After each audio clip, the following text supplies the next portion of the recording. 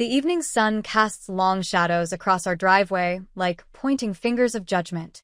As I park my old Honda in the carport, the engine makes its familiar ticking sounds as it cools down.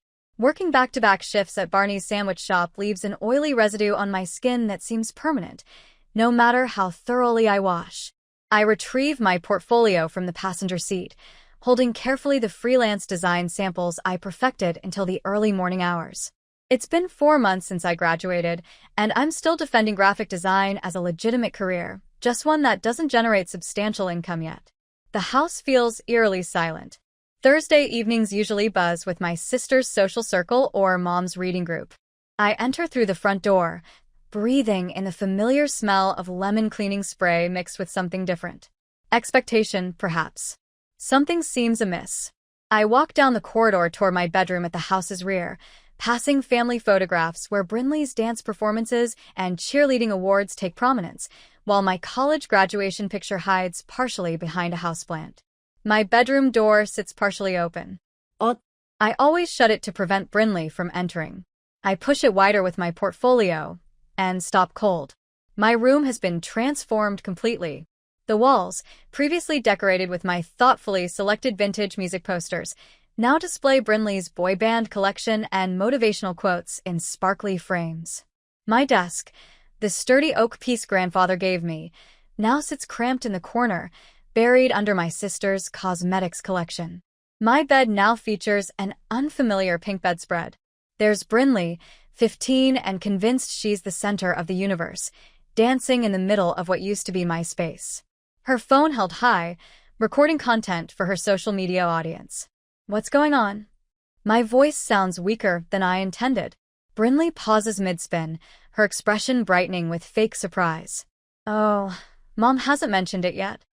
She keeps filming, camera focused on my reaction. Mentioned what? My portfolio slips from my hands, hitting the floor with a sharp sound that makes me flinch. Delia. Mom emerges in the hallway behind me, holding a laundry basket. Her tone carries that special cheerfulness she employs when delivering unwelcome news. I plan to discuss this at dinner tonight. Discuss what? I ask again, my pulse pounding. We decided it would be better for Brinley to use this room. She requires more space now that she's entering high school. Mom places the basket down, adjusting her sweater. Your father and I talked it over, and we believe it's time for some adjustments here. Adjustments? The word leaves a bitter taste. Where are my belongings? We relocated your desk to the utility room. It's quite cozy, and we boxed your other items for the garage. She gestures vaguely. You'll use the utility room temporarily until you sort out your plans. The rustling of Dad's newspaper from the living room signals his presence. Not a word, not a sound. Just his paper barrier he raises whenever uncomfortable discussions arise. This space works better for me anyway, Brinley declares, spinning again. The lighting is ideal for my videos. I make my way to the garage, where cardboard boxes contain pieces of my existence, my books, my vinyl records, my art materials, all stored away as if I've already departed. In their perspective, perhaps I have. For months earlier, they welcomed their college graduate home warmly. Stay however long necessary, they assured me. Save money during your job search, they promised. I contributed grocery funds from my Barney's earnings. I maintain the house every Thursday. I survived on instant noodles and peanut butter to preserve my savings. Last week, I overheard Mom speaking with Aunt Susan, calling me our temporary boarder. She labeled me a boarder, not her daughter. That night, I rest on the thin camping mattress Mom retrieved from storage. The utility room floor feels hard beneath me, the dryer clicking and humming against the wall. Tears slide quietly into my hair. The house settles around me with unfamiliar sounds and creaks. Perhaps those noises were always present, and this is my first time being close enough to the house's foundation to detect them. At 2 a.m., I sit upright, my back aching, eyes puffy. My laptop's blue glow lights the cramped space as I open a new spreadsheet. At the top, I type, escape strategy. I won't simply leave, I whisper to the humming dryer. I'll rise silently. For the first time since returning home, I experience something resembling tranquility. A white rectangular sign materializes in Mrs. Godfrey's front lawn one Wednesday morning, shining like a signal in the dawn light. For sale. A straightforward declaration that halts me mid-stride as I head to my car for another Barney's shift. 6 weeks since they discovered her. 6 weeks since emergency vehicle lights illuminated the neighborhood in red and blue. Mrs. Godfrey, Eleanor to the grown-ups, Mrs. G to me since age 14, had passed peacefully in her sleep at 87. The house has remained vacant since, a hollow testament to weekend afternoons helping her organize coupons or hauling groceries up her front steps. I approach closer, morning dew seeping through my old sneakers. A plastic container dangles from the sign, containing glossy brochures. I extract one, my hand suddenly shaking. Charming starter home, requiring TLC. $117,500. The figure strikes me like a physical impact. So modest for an entire house.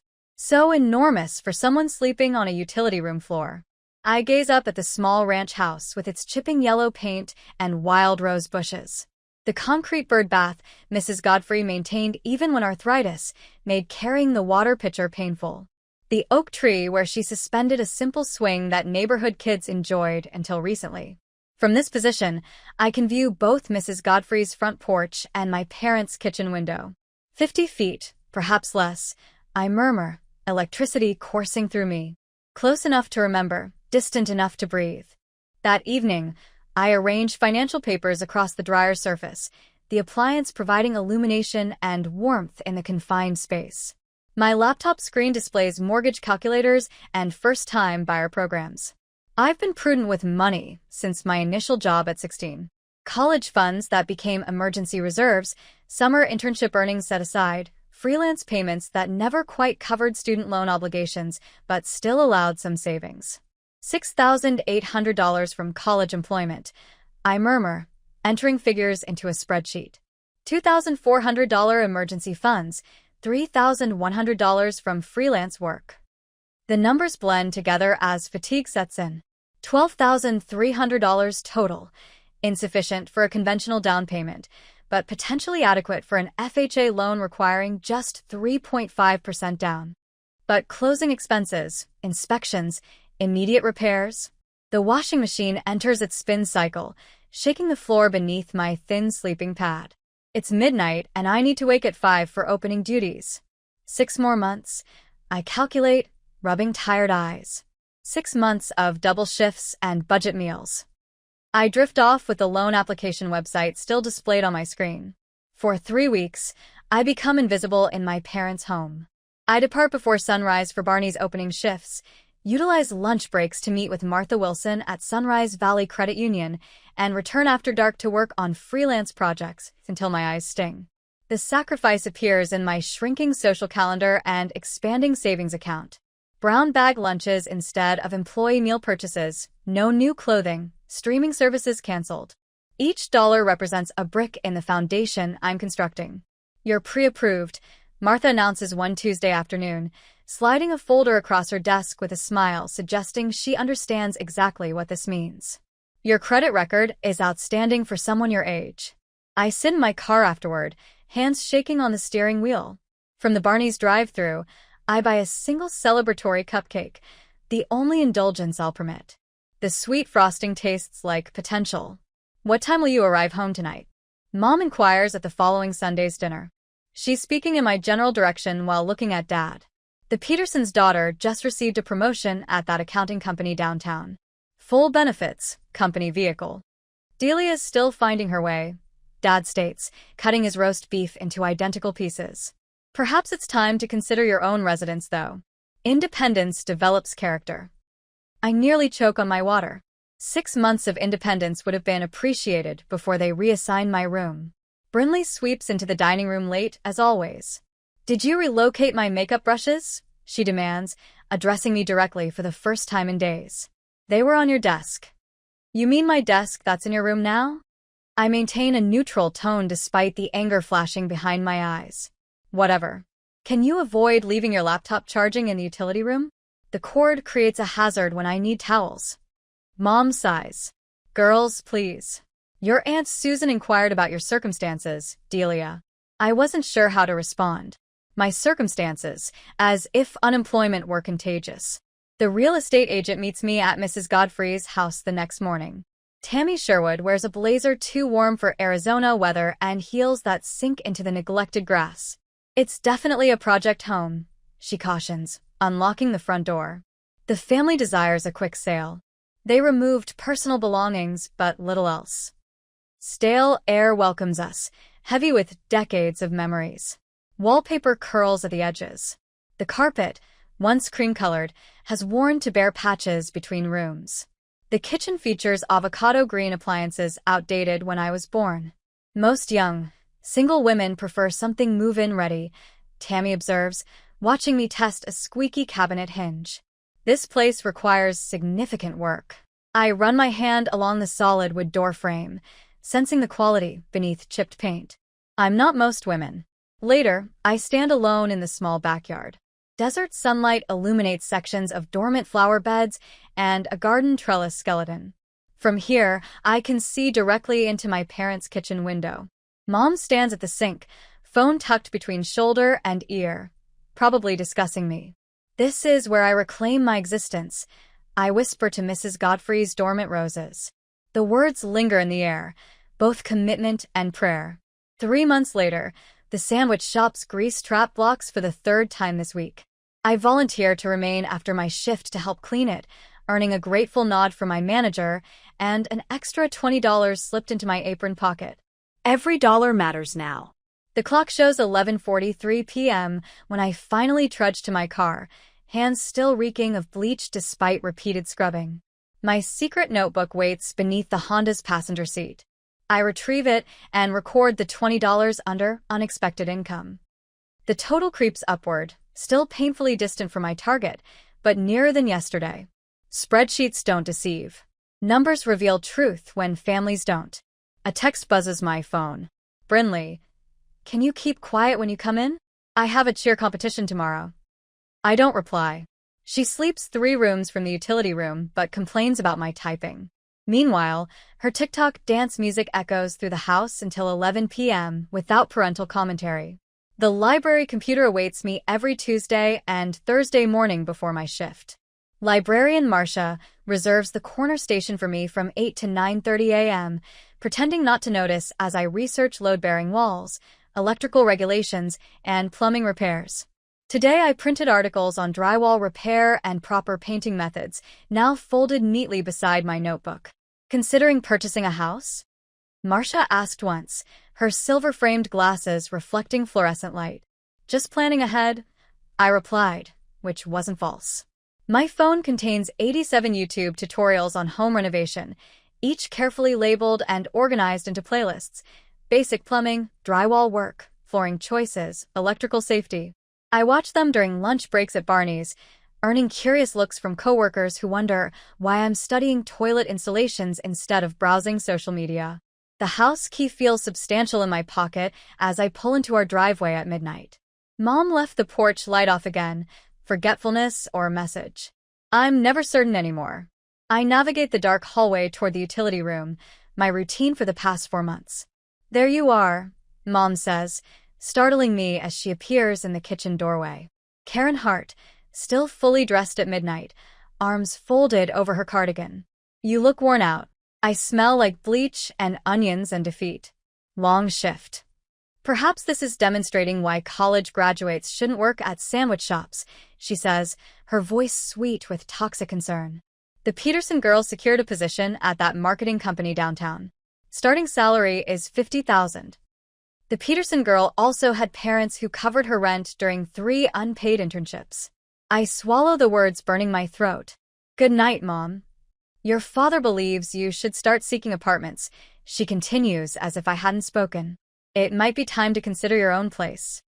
For months ago, stay as long as needed. 3 months ago, our temporary boarder. Now, your own place. The timeline of declining welcome. I'm saving, I say, which is also truthful. The utility room door closes behind me with a gentle click, my sanctuary of white noise and chemical odors. The dryer ticks as it cools, my unintentional companion. I hide my notebook between rarely used fancy tablecloths on the top shelf, then unfold my sleeping pad beside the rumbling washing machine. The loan approval email arrived during my lunch break 3 days ago.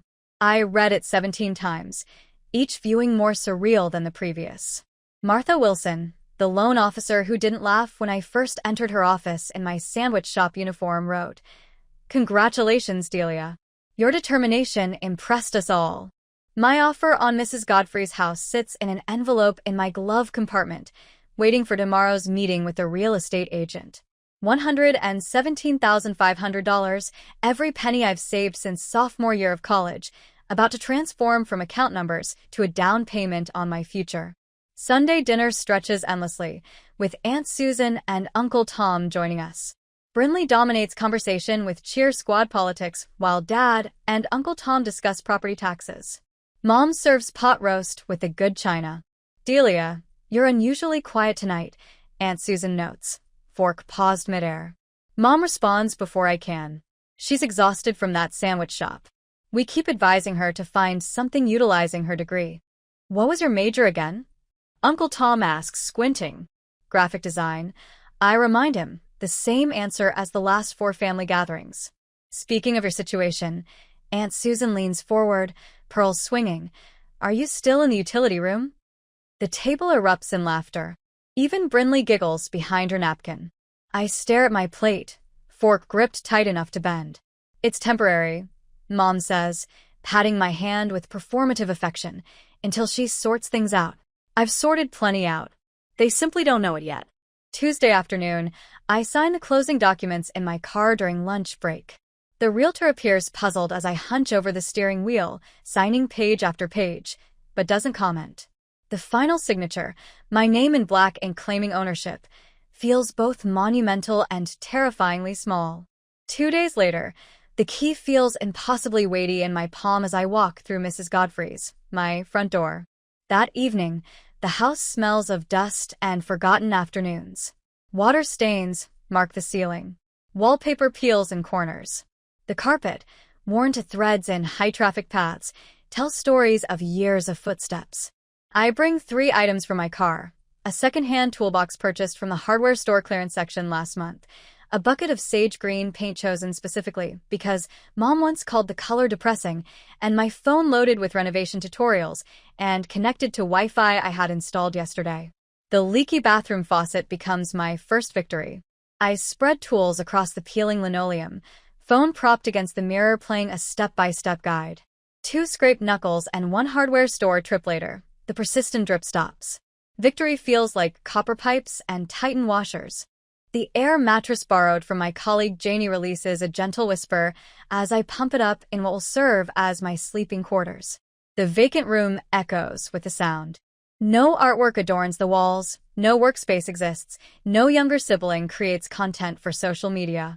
Simply open area. My own territory. During that initial evening, I remain wakeful for countless hours, absorbing the sounds of the dwelling as it adjusts around me. The unknown groans and murmurs of aged timber. The far-off drone of the cooling appliance. The missing rhythmic pulse of laundry equipment. When slumber eventually arrives, it comes completely and without dreams.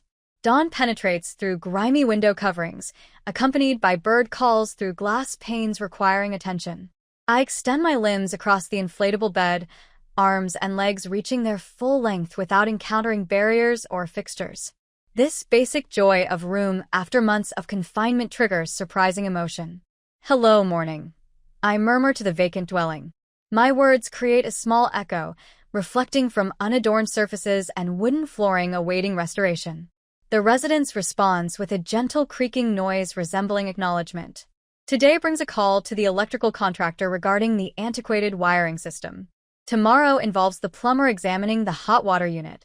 My bank balance appears worryingly low, yet the budget spreadsheet on my device displays thoughtful resource distribution. Through my sleeping area window, I observe the edge of my family's residence, merely 50 feet distant. Near enough to recall, distant enough to find relief. I make a quiet vow to the empty space. I will construct something deserving of both our existences. After 3 weeks, I become fully absorbed in employment and home improvement.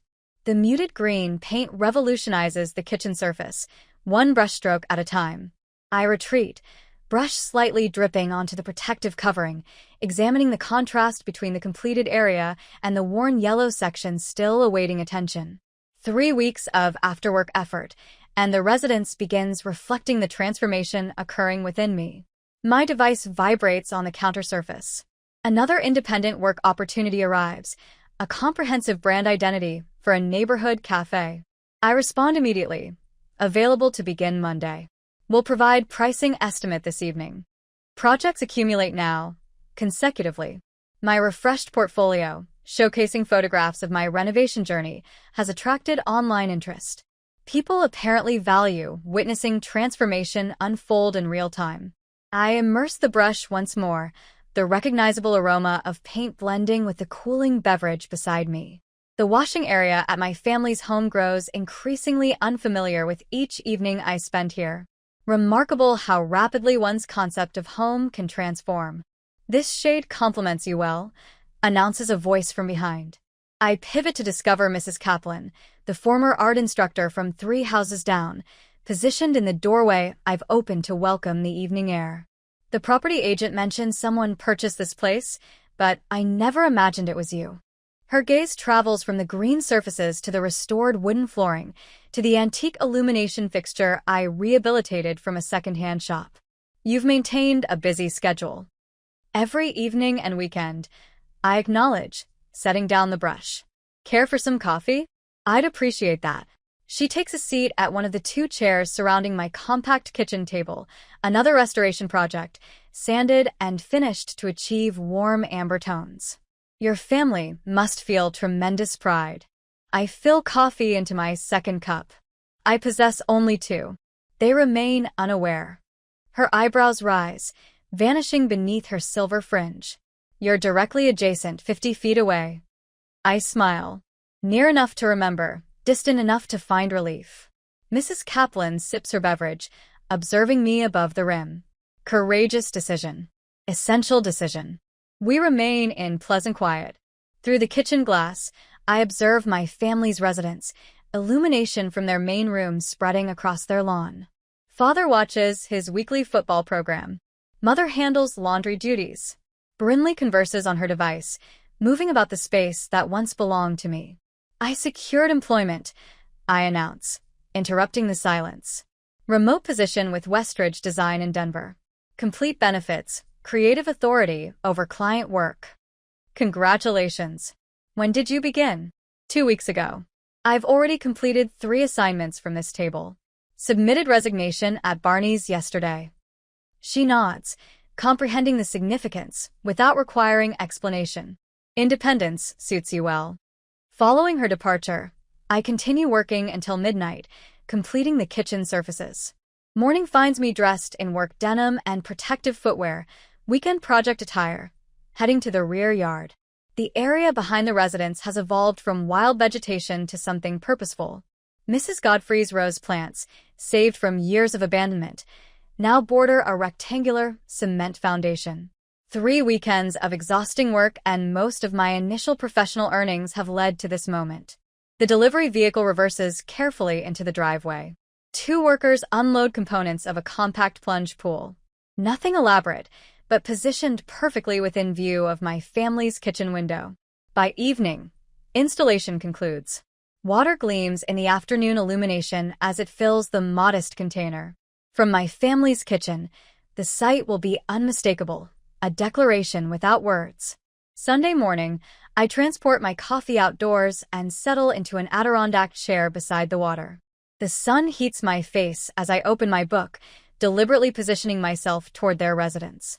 10 minutes elapse before I detect movement at their window. Mother stands at the basin, coffee cup suspended midway to her mouth as she gazes across the yard. I turn a page, sensing her stare, but not acknowledging it. That evening, my device buzzes with a message from Mother. You appear different recently. Everything all right? I respond. Never better. The subsequent week delivers additional changes. My design work occupies mornings and afternoons. Evenings transform the residence space by space. The compact home office develops with a refurbished desk and ergonomic seating. The bathroom shines with new installations. The main room welcomes a comfortable couch, My first new furniture acquisition. Father intercepts me in the driveway as I unload provisions. He shifts restlessly, hands buried in his pockets. Your vehicle wasn't present last night, he states, avoiding direct eye contact. I was home. I reply simply. His forehead wrinkles. But your car occupied my garage. I close my trunk. My home, Dad. Next door. Understanding emerges slowly across his weathered features. He glances toward Mrs. Godfrey's house, my house now, taking in the fresh paint, the neat yard, the plunge pool visible from our position. How long? He asks, voice roughened by surprise. I balance grocery bags in both arms, my shoulders stronger than ever. Since the day after you redistributed my room. He opens his mouth, closes it again. For once, no newspaper exists to hide behind. I walk away before he can locate his voice, my feet carrying me the 50 feet to freedom. A month later, the Arizona sun blazes through my kitchen window at 6:45 Saturday morning, creating golden rectangles across the terracotta floor tiles I installed personally. I carry my coffee mug, white ceramic with a hairline fracture extending from rim to handle, through the French doors onto the rear patio. The concrete of my small plunge pool gleams in the morning light, water motionless and perfect as glass. I sink into the wrought iron chair I rescued from a yard sale 3 streets over. Across the fence, Mother always cleans the kitchen at 7 sharp on weekends. Her silhouette will appear behind those cream-colored curtains momentarily. The coffee tastes superior here, though the beans remain the same Folgers I consumed in their laundry room for months. I take another sip and wait, pulse accelerating despite my outward composure. 7:01, the kitchen light flickers next door. Mother's outline materializes behind the curtain, then becomes motionless. Even from 50 feet away, I sense her sudden stillness. I turn my face to the morning sun and cross my ankles, extending them toward the pool's edge. The pages of my magazine rustle in the gentle breeze. I don't glance toward the window again, but I know she continues watching. With steady hands that reveal nothing of my racing heart, I pour a second cup from the carafe. The coffee stream flows dark and aromatic, steam spiraling upward in the morning light. By 9, the sun climbs higher, pressing against my shoulders. I've moved to the pool's edge, legs suspended in the cool water, when Father's shadow falls across the fence. Morning, he calls, voice artificially casual as he fidgets, with a sprinkler head near the property boundary. His plaid shirt hangs loose over faded jeans, his weekend uniform since my childhood. Morning. I don't rise from my position. He tests the sprinkler, then deactivates it. Dirt stains his knuckles as he grips the fence top. You accomplished all this? I nod once. Appears excellent. His eyes survey the garden, the pool, the freshly painted house. You always possessed an eye for details. Thanks. Mom was. He pauses, clears his throat, surprise. The word hangs between us. Not angry, not upset. Surprised. As if my capability itself was unexpected. His weight shifts restlessly as silence extends. A mourning dove calls from somewhere in Mrs. Godfrey's revived rose bushes. The electrical must have been challenging, he finally offers, glancing toward the outdoor lighting I installed. Had a licensed professional handle that part. Smart. Always wise to know when to call and help. The irony of his statement sits between us, unacknowledged. He shuffles again, thumbs hooking into his belt loops. Listen, you should visit for dinner sometime. The invitation lands awkwardly, his voice pitched slightly higher than normal. Maybe.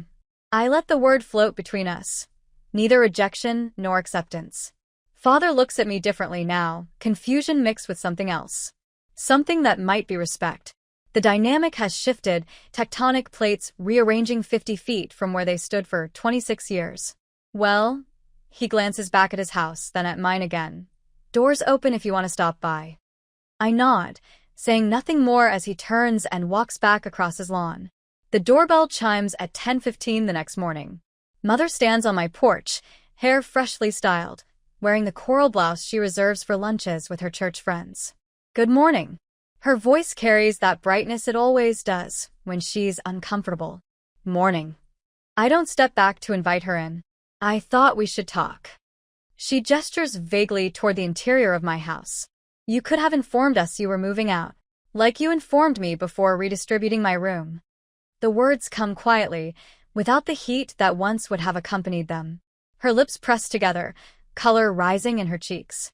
The silence stretches between us like a measuring tape.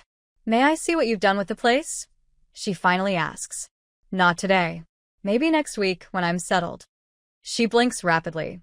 This isn't how our conversations usually conclude, with me establishing the terms. Brinley has been messaging you. I saw. She's confused. I imagine so. Mother shifts her purse from one arm to the other. The neighborhood association meets Thursday. Mrs. Abernathy mentioned the exterior color. They normally prefer more traditional tones. The bylaws allow for sage green. I checked. Something in her expression falters, the realization that I've considered angles she assumed I'd miss. As she departs, I notice Father in their driveway pretending to check the mail. Their kitchen window remains vacant now, though I sense eyes watching from somewhere inside. My phone buzzes with another text from Brinley. 3 more from Mother about neighborhood gossip. Father offers to loan me his hedge trimmer when we pass by the mailbox. 2 weeks later, they extend another dinner invitation. I decline with a simple "I have plans," though my only plan involves sitting by my pool with a book. No one will interrupt my reading. The boundary I've built isn't just concrete and drywall, it's the 50 feet between doorsteps, the quiet confidence in my voice, the space I've claimed as mine alone. Not an angry statement, not a dramatic exit. Just a quiet revelation that some distances, once created, can never fully close, and perhaps were never meant to.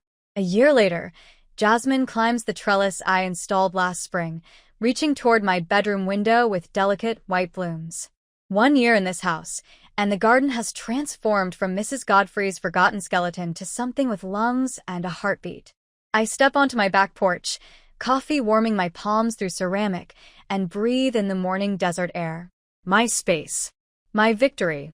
Inside, the kitchen gleams with early light catching the subway tile backsplash I installed myself over 3 grueling weekends. My laptop sits open on the refinished oak desk, the one Grandpa left me, now positioned beneath the bay window where I take client calls. The Westridge design logo pulses on my screen, awaiting the day's project. My phone buzzes, another text from Mother. Happy Tuesday. Church potluck Sunday, bringing anything. Casual, as though the past never happened, as though I hadn't slept on a laundry room floor while plotting my escape. These days, Mother texts about weather and neighborhood gossip. Father discusses lawn care over the fence. Brinley watches from her window, my old window, when I entertain friends by the pool. I tap back. Maybe deviled eggs. We'll let you know. Non-committal. The power of maybe. The landscaper I hired for my latest client calls, and I step into my home office, the room where Mrs. Godfrey once kept her sewing machine. The succulents should anchor the corners, I tell him, but leave breathing space between plantings. We want elegant minimalism, not crowding. After the call, I pull back my curtains to check the weather. Mother stands at her kitchen sink, hand submerged in soapy water, staring directly at my house. Our eyes meet through 2 panes of glass and 50 feet of carefully tended yard. She lifts a sudsy hand in greeting. I nod once. Permission to wave, not invitation to visit. Last week, she called about a quick design question for Brinley's graduation party. Nothing fancy, she insisted. Just some advice on invitation fonts. I provided 3 options with color schemes, professional and generous. The boundaries between us now stand clear as the property line. I offer expertise, not emotional labor. The neighborhood Christmas lights competition last December marked a turning point. For 20 years, Father claimed the unofficial title with his methodical display. My house glowed with simple white lights outlining every architectural feature, bathing the desert garden in silver. 3 neighbors stopped to take photographs. Father's polychromatic Santa scene suddenly looked cluttered, frantic. The local paper featured my home on their holiday tour map. Mother's face in their kitchen window that night told me everything. My contractor calls about the Wilson project later that day, a backyard renovation for a retired couple 3 streets over. Your vision for their space is exactly what they wanted, he says. Mrs. Wilson mentioned your parents seemed surprised you'd accomplished so much. Of course they were surprised. Surprise has become their permanent condition. Tonight, I'm hosting a housewarming, 1 year delayed but perfectly timed. My colleagues from Westridge will fly in from Denver. Local clients will mingle with new friends, standing on the patio I designed, admiring the pool that gleams turquoise against the desert palette. From the kitchen window, I watch the caterers arrange tables beneath market lights strung across the yard. The evening breeze carries the scent of bougainvillea and possibility. Mother appears in her garden, ostensibly checking her tomato plants, eyes drifting toward the preparations. I don't wave this time. Some acknowledgments must be earned. When darkness falls, laughter fills my yard. Crystal catches light. Music plays from speakers hidden among potted palms. Through strategically placed landscape lighting, both houses stand visible, bookends to my journey. I raise my glass toward Mother's silhouette at her window. Not in forgiveness, but in completion. This house isn't just shelter, it's structure, freedom, and proof.